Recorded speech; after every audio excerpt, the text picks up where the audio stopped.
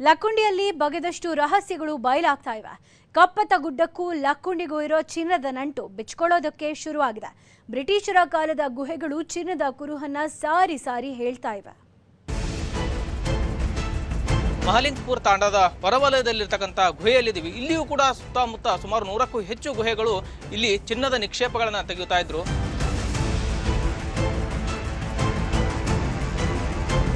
ಗದಗ ಜಿಲ್ಲೆಯ ಐತಿಹಾಸಿಕ ಲಕ್ಕುಂಡಿ ಗ್ರಾಮ ತರ್ಕಕ್ಕೂ ನಿಲುಕದ ಊರಾಗಿ ಮಾರ್ಪಟ್ಟಿದೆ. ಈ ಊರಲ್ಲಿ ಬಂಗಾರದ ಭಂಡಾರವೇ ಅಡಗಿದೆ. ರಾಜ ಮಹಾರಾಜರ ಕಾಲದ ಚಿನ್ನವೆಲ್ಲ ಇಲ್ಲಿಯ ಭೂಗರ್ಭದೊಳಗೆ ಅಡಗಿದೆ ಅನ್ನೋ ಮಾತಿದೆ. ಹೀಗಾಗಿಯೇ ಕಳೆದ 17 ದಿನದಿಂದ ಉತ್ಖನನ ಕಾರ್ಯ ನಡೀತಾ ಇದೆ. ಇದೇ ಹೊತ್ತಲ್ಲೇ ಈಗ 10 ರಹಸ್ಯಕರ ವಿಷಯಗಳು ತೆರೆದುಕೊಳ್ಳೋದಕ್ಕೆ ಶುರುವಾಗಿವೆ.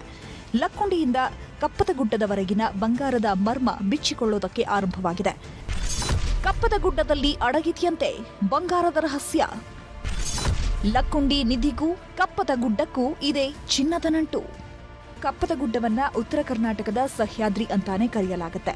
ಈ ಕಪ್ಪತಗುಡ್ಡದಲ್ಲಿ ಅಪಾರ ಪ್ರಮಾಣದ ಚಿನ್ನದ ನಿಕ್ಷೇಪಗಳಿದ್ದು, ಚಾಲುಕ್ಯರು ಹಾಗೂ ವಿಜಯನಗರ ಸಾಮ್ರಾಜ್ಯದ ಕಾಲದಲ್ಲಿ ಇಲ್ಲಿಂದಲೇ ಬಂಗಾರವನ್ನ ಹೊರತೆಗಿತಾ ಇದ್ರಂತೆ. ಇತಿಹಾಸಕಾರರು ಹೇಳೋ ಪ್ರಕಾರ ಕಲ್ಯಾಣ ಚಾಲುಕ್ಯರ ಕಾಲದಲ್ಲಿ ಲಕ್ಕುಂಡಿಯೇ ಆಡಳಿತ ಹಾಗೂ ವಾಣಿಜ್ಯ ಕೇಂದ್ರವಾಗಿತ್ತು. ಕಪ್ಪತಗುಡ್ಡದಿಂದ ತರ್ತಿದ್ದ ಚಿನ್ನವನ್ನ ಲಕ್ಕುಂಡಿಯ ಟಂಕಸಾಲೆಯಲ್ಲೇ ಶುದ್ಧೀಕರಿಸ್ತಾ ಇದ್ರು. ನಂತರ ಚಿನ್ನದ ನಾಣ್ಯಗಳನ್ನಾಗಿ ತಯಾರು ಮಾಡ್ತಿದ್ರಂತೆ. ಮೊದ್ಲ ಅವರು ಬ್ರಿಟಿಷ್ ಕಾಲದಾಗನ ಅದನ್ನ ಎಲ್ಲ ತೆಗ್ದಾರ್ರಿ. ತೆಗೆದ ಆಮೇಲೆ ನಮ್ಮ ಗೌರ್ಮೆಂಟ್ ನಮ್ಮ ಸ್ವಾತಂತ್ರ್ಯ ಬಂದ ಮೇಲೆ ನಮ್ಮ ಗೌರ್ಮೆಂಟ್ ಈ ಹಟ್ಟಿ ಚಿನ್ನದ ಗಣಿನ ಇಲ್ಲಿ ನೇಮಿಸಿದ್ರು. ಅವರು ನೇಮಿಸಿ ಎಷ್ಟೋ 100 ವರ್ಷಗಟ್ಟಲೆ ಅವ್ರು ಮಾಡಿದ್ರು. ಮಾಡಿದ ಮೇಲೆ ಯಾಕೋ ಏನೋ ಬಂದ್ ಮಾಡಿದ್ರು. ಅವರು ಒಳಗೆ ಭಾಳ ಡೀಪ್ ಐತ್ರಿ. ಇನ್ನೂ ಒಳಗೆ ಭಾಳ ಡೀಪ್ ಐತ್ರಿ. ಕಿಲೋಮೀಟರ್ ಗಟ್ಟಲೆ ಹೋಗ್ಬೇಕು ನಾವು, ಅಂದ್ರೆ ಮಾತ್ರ ನಮಗೆ ಸಿಗಬಹುದು. ರಾಜರ ಆಳ್ವಿಕೆಯಲ್ಲಷ್ಟೇ ಅಲ್ಲ, ಬ್ರಿಟಿಷರ ಕಾಲದಲ್ಲೂ ಕಪ್ಪತಗುಡ್ಡವನ್ನ ಅಗೆದು ಬಗೆದು ಹಾಕಿದ್ರು.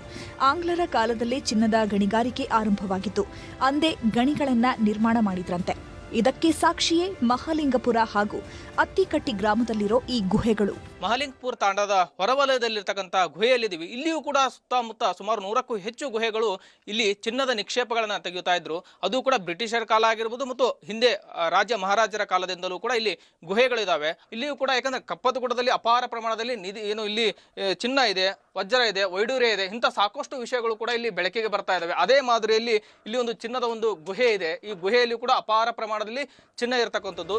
ಈ ಚಿನ್ನದ ನಿಕ್ಷೇಪ ಅವಸಾನಕ್ಕೆ ಸರಿದು ದಶಕಗಳೇ ಆಗಿ ಹೋಗಿವೆ. ಹೀಗಾಗಿ ಇಲ್ಲಿರೋದು ಕೇವಲ ಕುರುಹುಗಳು ಮಾತ್ರ. ಆದರೆ ಈ ಗುಹೆಗಳಲ್ಲಿ ಇವತ್ತಿಗೂ ಇತಿಹಾಸದ ಉಲ್ಲೇಖಗಳಿವೆ. ಇಲ್ಲಿರೋ ಬಂಗಾರದ ಖಜಾನೆ ಮೇಲೆ ಖಾಸಗಿಯವರ ಕಣ್ಣು ಬಿದ್ದಿತ್ತು.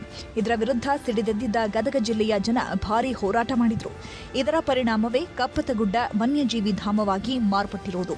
ಈ 100 ಗವಿ ಅದಾವ. ಇಲ್ಲಿ ಯಾವ ಗವ್ಯಾಗ ಎಷ್ಟಿದೆ ನಮಗಂತೂ ಗೊತ್ತಿಲ್ಲ. ನಾವು ಸಣ್ಣರಿದ್ದವಾಗಿಂದ ಮಾಡ್ಕೊಂಡು ಬಂದಿದ್ರು. ದುಡ್ಯಾರು ಹೇಳ್ತಿದ್ದಾರೆ. ಇಲ್ಲಿ ಬಂದ ಇಲ್ಲಿ ಸಿರಟ್ಟಿ ಆತ ಸೊರಟರು ಆತ ಮಲಿಂಪುರ ಅತ್ತಿಗಟ್ಟರು ಎಲ್ಲ ದುಡ್ಯಾಕೆ ಬರ್ತಿದ್ರು. ಅವಾಗ ಅವ್ರು ಗುಬ್ಬಿನ ಆಟ ತೊಗೊಂಡು ಒಳಗೆ ಹೋಗಿದ್ರಂತ ಅವರು.